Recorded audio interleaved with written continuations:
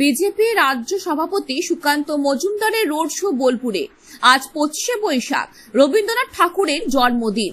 রবীন্দ্রনাথের পূর্ণভূমিতে ডক্টর সুকান্ত মজুমদার রবীন্দ্র মূর্তিতে মাল্যদান করেন। রবীন্দ্র মূর্তিতে পুষ্পস্তবক দিয়ে শ্রদ্ধা জ্ঞাপন করেন। তারপর বোলপুর কাছাড়িপট্টি থেকে রোড শোতে অংশগ্রহণ করেন বিজেপি লোকসভা কেন্দ্রে প্রার্থী প্রিয়া সাহাকে নিয়ে। অসংখ্য বিজেপি সমর্থক এই রোড শোতেই অংশগ্রহণ করেছিলেন। তীব্র গরম উপেক্ষা করে এই রোড শো বোলপুর পথ পরিক্রমা করে।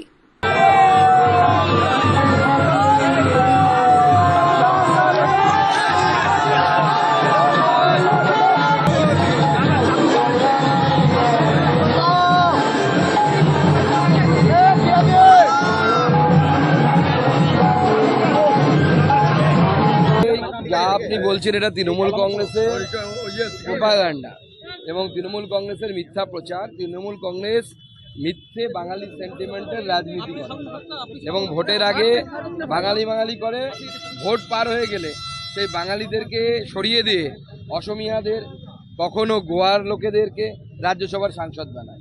এই বাংলার মেয়ে অর্পিতা ঘোষ, যাকে আমি হারিয়েছিলাম 19 সালে, তাকে ভোটের আগে রাজ্যসভার সাংসদ করা হলো, বাঙালি করা হলো 21-এর ভোটের আগে।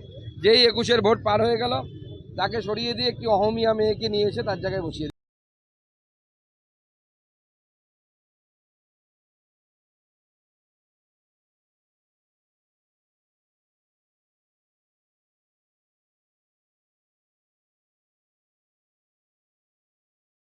দেওয়া হলো রাজ্যসভাতে।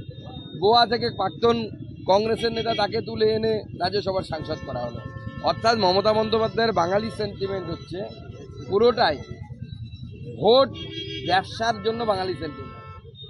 বিশ্বভারতীকে কেন্দ্র করে বারবার বলা হয় যে রবীন্দ্রনাথকে কেন্দ্রীয় সরকার রবীন্দ্রনাথের যে লেগেসি সেটাকে বিকৃত করার চেষ্টা করছে, তাকে দখল করার চেষ্টা করছে, কি বলবেন? দেখুন, বিশ্বভারতীতে এবং বিশ্বভারতী তো কেন্দ্রীয় বিশ্ববিদ্যালয়, রাজ্য সরকারি বিশ্ববিদ্যালয়গুলো পাশাপাশি রেখে আপনি তুলনা করে দেখুন যে বিশ্বভারতীতে কতটুকু পলিটিক্যাল ইন্টারফারেন্স হয় আর রাজ্যের বিশ্ববিদ্যালয়গুলোতে কতখানি পলিটিক্যাল ইন্টারফারেন্স হয়।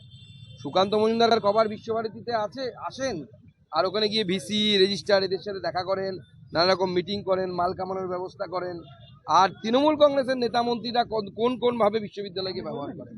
এমনকি আমি যে বিশ্ববিদ্যালয়ের অধ্যাপক লিয়েনে আছি, সেই বিশ্ববিদ্যালয়েও কিছুদিন আগে ব্রাত্য বসু গিয়ে সেখানে তাদের যে ওয়েব কুপা, সেই ওয়েব কুপার মিটিং করে।